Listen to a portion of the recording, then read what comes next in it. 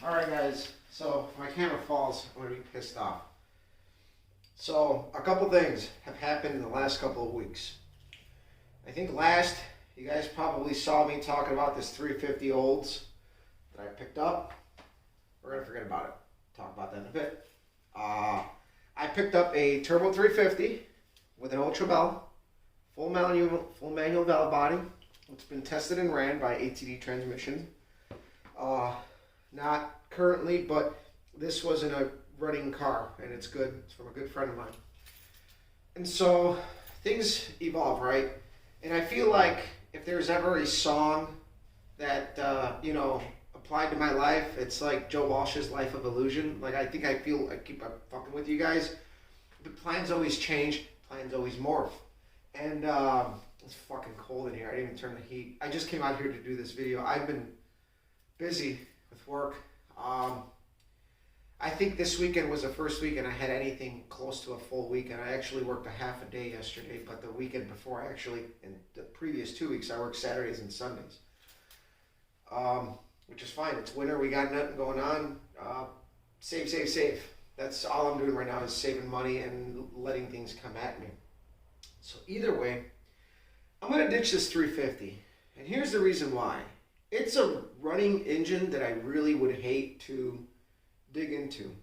So my buddy Eric, I sent him a message, hey, would you be interested in this engine? It's a runner. I sold it to him for what I bought it for. And really, I think for him, he's been wanting to do something else with his car. This is a perfect engine. I don't want to fuck with it. I would really hate to scrap this engine just for the crank. So, and now you heard me just say for the crank, well, things changed. Now, JJ shot me a message earlier last week. Project Enron, the engine was hurt. The gentleman who bought it, had been turning it over by hand. Everything was good. Motor's locked up. Doesn't turn. Which is weird because we left that engine running and it had great oil pressure. But not all is what it seems. If you guys remember, we overspun it a couple of times and it was an engine that saw a lot of abuse in its past life. And you'll see in the video, I'm not going to go into details, but we're pretty sure that it was the over rev and age of the parts, because when I measured out the rods, as far as on the big end, everything seemed to actually still be pretty concentric. It wasn't too bad, but you got to worry about the heavy rotating mass of the big block and its capabilities with that big heavy bob weight. So either way, he calls me up. He doesn't call me, he messages me. We talk a lot through Facebook. I'm really awkward to talk to on the phone. The older I get, I'm becoming better, but I prefer messages because I sometimes don't let people get word in edgewise, which you guys can probably see in these videos. So either way, he had to buy the engine back from the gentleman. And I feel like I have a responsibility. So I told him, I'm like, dude, I'll salvage whatever I can. And my idea was I didn't want him to completely be upside down because we kind of worked out a deal where I ended up with his converter and a couple other things. And, the block and the pan and stuff. So, I didn't want him to be upside down. And I told him I'll buy the heads and whatever else I can use. So what's going to become is, remember when I told you guys we're going to build a big block headed small block? Well, that's going to happen. We're not going to end up porting heads. Time is of the essence, and I'm busy. I'm not going to be able to come out here and grind on anything anytime soon because I'm busy with work. So getting those ported J heads is going to expedite things. And I'm fully confident that those heads are well above what I could have done with a small block head, comfortably anyway, because you can go pretty hog wild with a small block head, but it has its limitations. The big block ports are naturally bigger, and hopefully when I get those heads, we'll compare some stuff and see, the biggest thing is we'll check with gaskets. There's a big port difference in height with the gaskets between a small block and a big block. So anyway, we ended up getting the heads back, the balancer, the flex plate. I think he said he'd toss into the oil pump pickup, which I need for the Moroso pan, and the oil pump, which I'm not going to use the oil pump, but I'll have it. And I think the head studs. So that's a big plus too. We got head studs. That's another item that we've removed. Now we agreed on a price that I felt was pretty good. And honestly, I was telling my wife it becomes like we just kind of like shuffle parts and money. But you guys heard me like maybe in a couple other videos where like good friends don't let you fail. Well, I would have felt bad if I just walked away knowing that JJ was upside down on that engine because ultimately I built it.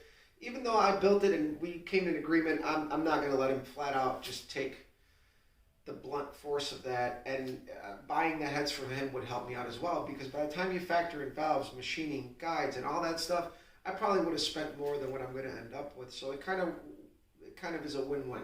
He told me what he wanted to get out of the heads. We came up with a deal, and it seems to be fairly good. It's pretty much the number that he shot at me. I wasn't going to beat him up on it. And the heads are good. We ran them on Project Enron. The engine did not smoke, so I have no reason to believe the guides are bad or anything. But we'll check everything out. The heads are going to have to get milled probably, depending on where the deck height of the small block is. So I ran the numbers, and I'm going to buy a beret, and we're going to CC the heads anyway because they're cheap, and I figure we'll do it. I'll show you guys that when the time comes when I get the heads. But if the heads are at about 75 cc's, which he thinks that's where they're at, I have notes still for that engine.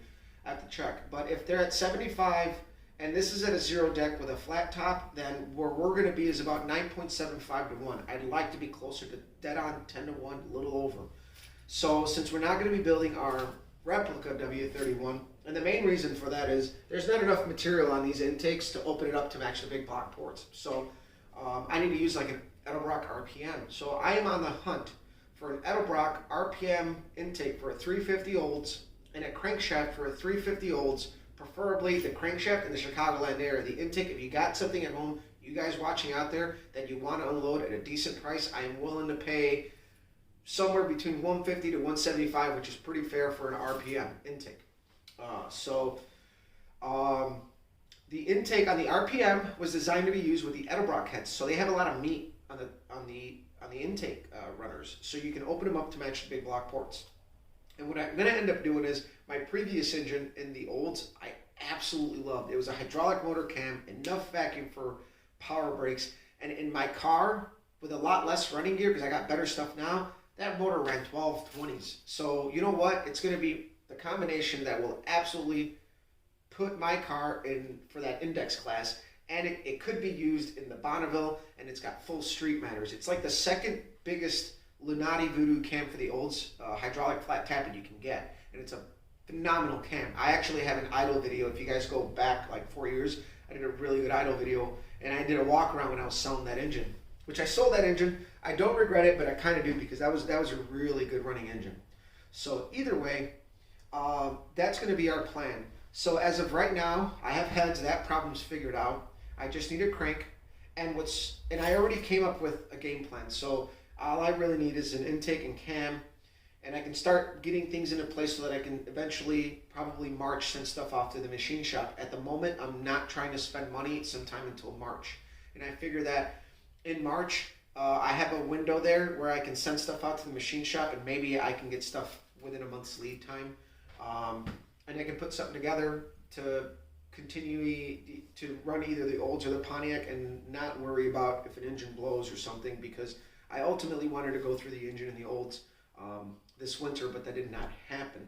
Instead, what I did was save money, so which is good. I mean, you guys got to realize the economics of the hobby. Time works for you, but if you're impatient, you're gonna have to pay for it. So what I'm letting right now happen is time work for me, and it's a little bit of a blessing on my end. I don't know about JJ, but hopefully our deal works out for him. But that the motor came back. I really wanted the heads from that motor from the get-go, but JJ had plans of another car, and he wanted the motor, and then that fell through, and then he sold the motor. So I think all in all, what was supposed to happen is going to happen, hopefully financially for him. It's not a big burden. But again, when you got good friends, they kind of won't let you fail, and hopefully I helped him out by agreeing to buy those heads, and can't say I'm going to pay him right away, but it's going to happen soon. So I can't make any big purchases until he gets paid.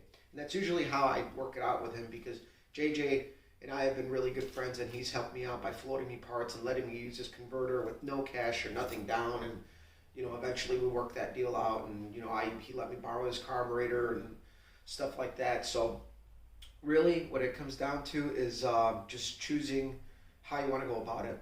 So we got a lot of really good goodies actually that are actually going to go in this motor. For being a kind of scrap built engine, there's a lot of good components that are going to be involved in this engine, and in many ways better than what's actually in the olds right now.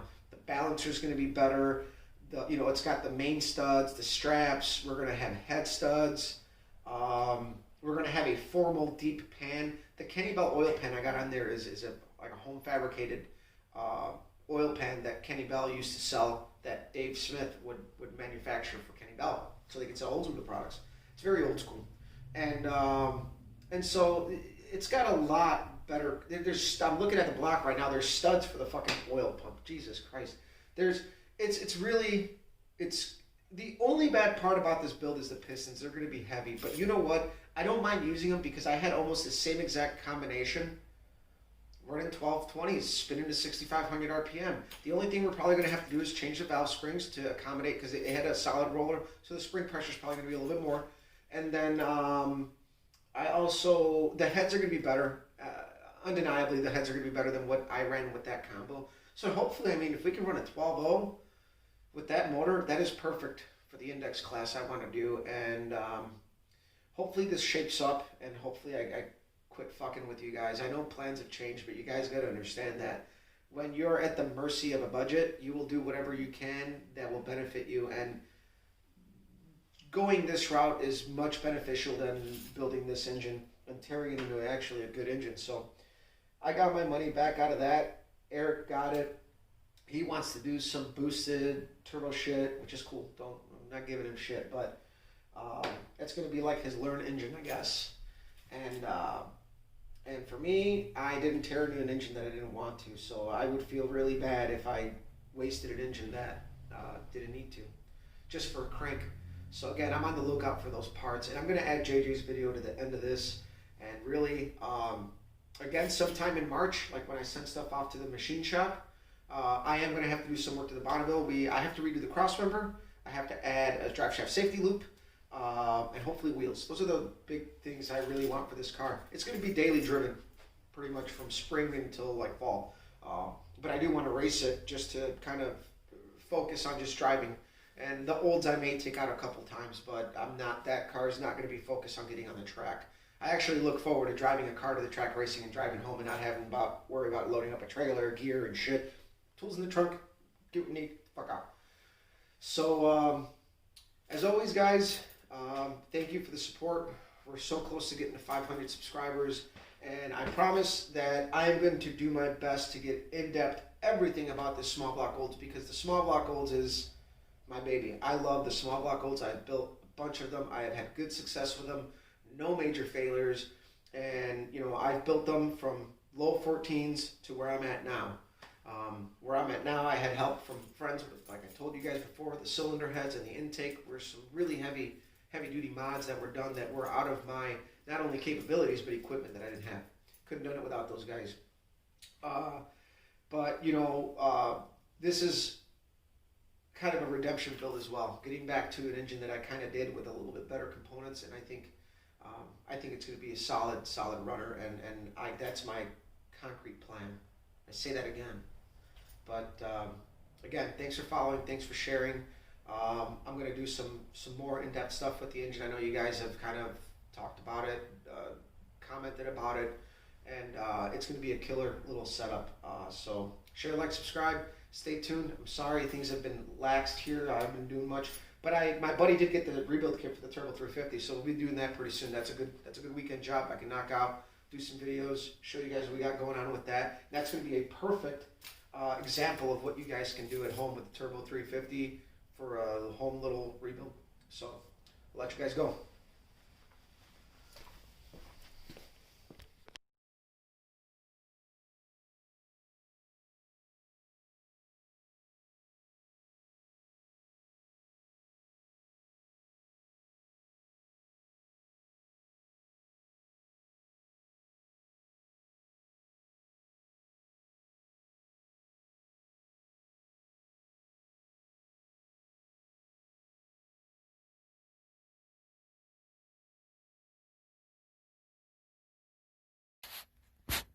All right. boys and girls. I bet you didn't expect to see me again or Enron again, but I sold the motor, found out there was more problems with it than we thought there was. So here it is back again. We tore it apart last night to investigate what was going on and found that we had spun number 4 rod bearing very, very badly. It's not happy. It spun inside of here. You can see it kind of ate up the rod a little bit. The crank is not very happy. And it also spun number 3 rod bearing just a little bit. It wasn't too bad, but this had literally gotten underneath the other rod bearing and started spinning it. But it is what it is. And this here, the rod itself is even hard to move back and forth. It should be a lot freer. I mean, it's not terrible, but it should be freer than this.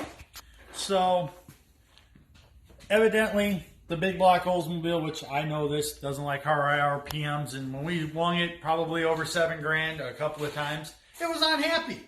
Consequences paid. So it is what it is.